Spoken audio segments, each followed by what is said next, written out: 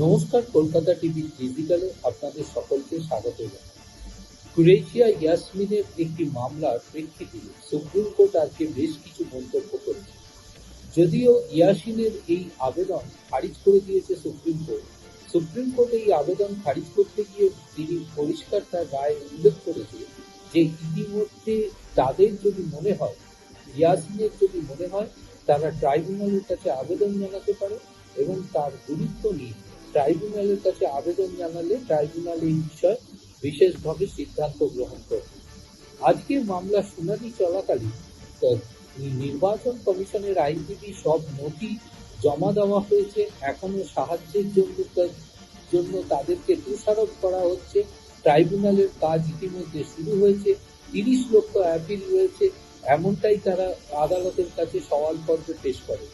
এর প্রেক্ষিতে বিচারপতি জয়মাল্য বাগচি পরিষ্কার উল্লেখ করেছেন যে যতক্ষণ না বিপুল সংখ্যক ভোটার বাদ পড়ছে বা নির্বাচনের ওপর প্রভাব ফেলছে, ততক্ষণ নির্বাচন বাতিল করা যাবে না।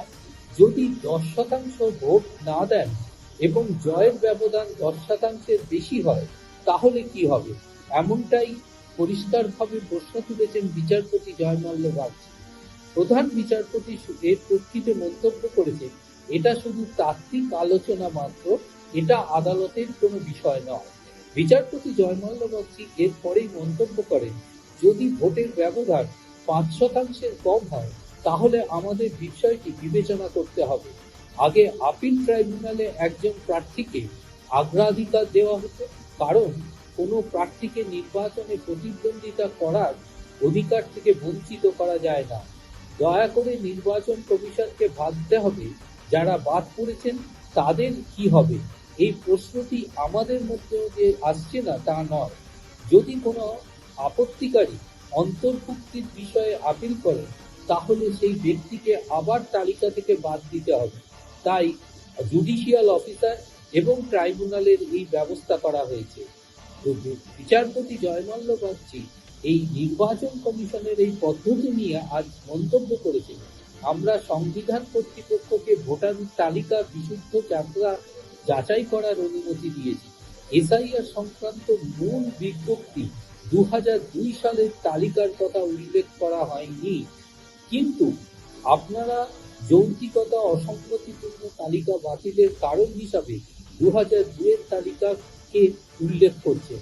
আপনারা বিজ্ঞপ্তিটি এমনভাবে ব্যক্তিদের স্পর্শ করছেন যারা 2002 সালের সাথে তালিকার সাথে সম্পর্কিত।